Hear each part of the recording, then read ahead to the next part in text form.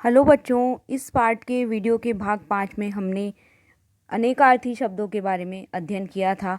आज हम अनेक शब्दों के लिए एक शब्द के बारे में अध्ययन करेंगे। कुछ शब्दों का प्रयोग शब्द समूहों या वाक्यांशों के स्थान पर किया जाता है। ऐसे शब्दों को अनेक शब्दों के लिए एक शब्द के नाम से जाना जाता है। ऐसा करने से वाक्य के अर्थ में तो कोई परिवर्तन नहीं होता, लेकिन वह संक्षिप्त हो जाता है। यानी एक पंक्ति में प्रश्न पूछा जाए, उसका उत्तर सिर्फ एक संक्षिप्त रूप में देना, एक शब्द में उत्तर देना अनेक शब्दों के लिए एक शब्द कहलाता है। जैसे यहाँ उदाहरण दिया गया है, जिसके हाथ में वीणा है, जिसे वीणा पाणी कहते हैं, माँ सरस्वती इसका उत्तर है। यानी कि एक लाइन में प्रश्न पूछा गया, उसका संक्षिप्त में उत्तर दिया गया, यानी उसका अर्थ भी वही हुआ। तो ये अनेक शब्दों के लिए एक शब्द कहलाते हैं। ऐसे कुछ उदाहरण नीचे यहाँ दिए गए हैं अनेक शब्दों के एक शब्द के। जिसे जाना न जा सके, इसका उत्तर हम संक्षिप्त में देंगे तो अज्ञेय इसका उत्तर होगा। जिसका आदि न हो उसे अनादि कहते हैं, यानी शब्द समूह के लिए एक शब्द होगा अनादि। जिसके समान कोई दूसरा न हो, एक शब्द में उत्तर होगा अद्वितीय। जो थोड़ा ही बोलता हो, मितभाषी या अल्पभाषी, यानी कि एक शब्द में उत्तर हुआ अल्पभाषी, इसका मतलब होगा जो थोड़ा बोलता हो। जिसका अंत ना हो, अनंत। जिसे छोड़ा ना जा सके, अनिवार्य। जिसकी गहराई का पता न चल सके, अथाह। बिना विचारे किया गया विश्वास, यानी बिना सोचे समझे किया गया विश्वास, अंधविश्वास। जिसका इलाज न हो सके, असाध्य या लाइलाज। जिस पर विश्वास न किया जा सके, अविश्वसनीय कहते हैं उसे। जिसके पास कुछ न हो, अकिंचन।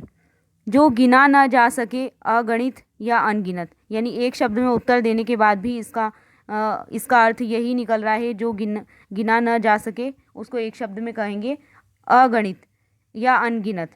जो कभी ना मरे, अमर। जो थोड़ा जानता हो, अल्पज्ञ। जो कभी बूढ़ा ना हो, उसे अजर कहते हैं। जिस पर अभियोग मुकदमा चल रहा हो, अभियुक्त कहेंगे उसे।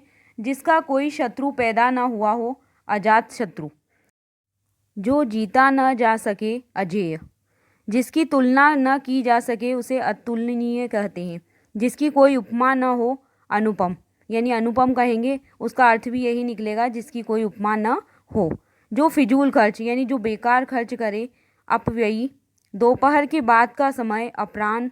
जैसा पहले न घटित हुआ हो, उसे अभूतपूर्व कहते हैं। जो विधि या कानून के विरुद्ध हो, विरुद्ध मतलब खिलाफ हो, अवैध कहेंगे उसे। मरते दम तक, आमरण। एक देश के सामने दूसरे देशों, एक देश के द्वारा दूसरे देशों से वस्तुएं मंगाना, आयात कहेंगे उसे। किसी बात की इच्छा रखने वाला, इच्छुक। जिसे ऊपर कहा गया हो, उपर्युक्त। सूर्योदय से पहले का समय को हम उषा काल कहेंगे। जो अपनी इच्छा पर निर्भर हो उसे ऐच्छिक कहते हैं।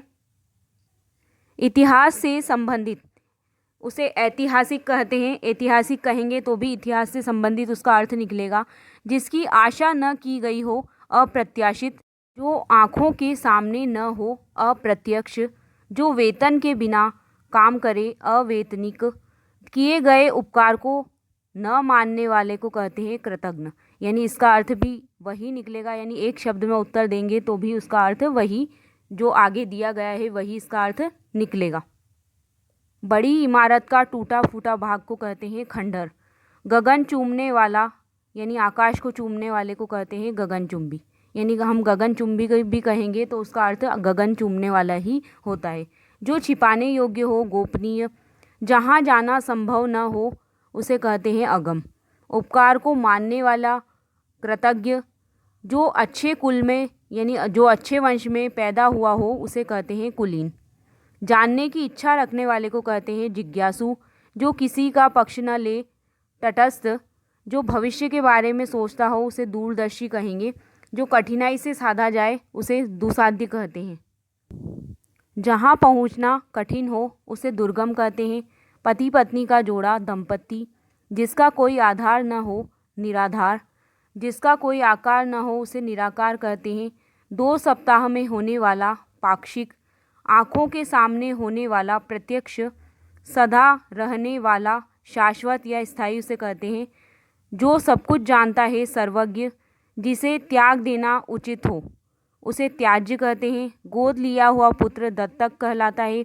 एक देश से दूसरे देश को माल भेजना, निर्यात। अपनी पुत्र की पत्नी उसे पुत्रवधू कहते हैं। सवेरे से दोपहर तक के समय को पूर्वाह्न कहते हैं। 25 वर्ष पूरे होने पर होने वाला उत्सव रजत जयंती कहलाता है। किसी संस्था के 50 वर्ष पूरे होने पर मनाया जाने वाला उत्सव स्वर्ण जयंती कहते हैं हम, यानी एक शब्द में उत्तर होगा स्वर्ण जयंती।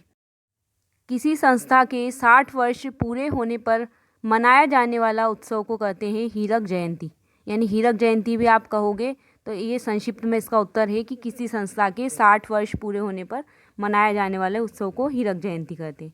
युगों से चला आने वाला सनातन। शिव को मानने वाला उपासक को कहते हैं शेव। जो बहुत बोलता हो उसे वाचाल कहते हैं। जो आँखों के सामने न हो उसे परोक्ष कहते हैं। क्षण में, यानी थोड़े से ही क्षण में नष्ट होने वाला, खत्म होने वाला क्षणभंगुर कहलाता है। दूसरों के काम में दखल देना हस्तक्षेप कहलाता है। यानी ये हम संक्षिप्त में इसका उत्तर सामने दिया गया है, यानी कि एक शब्द दिया गया है और उसी के सामने अनेक शब्द दिए गए हैं। यानी अनेक शब्द एक पंक्ति में या एक शब्द समूह में वाक्यांशों को पूछा जाएगा तो उसका उत्तर एक शब्द में दिया जाएगा, तो वो अनेक शब्दों के लिए एक शब्द कहलाता है। इस प्रकार हमने अनेक शब्दों के लिए एक शब्द पढ़ लिया है। धन्यवाद।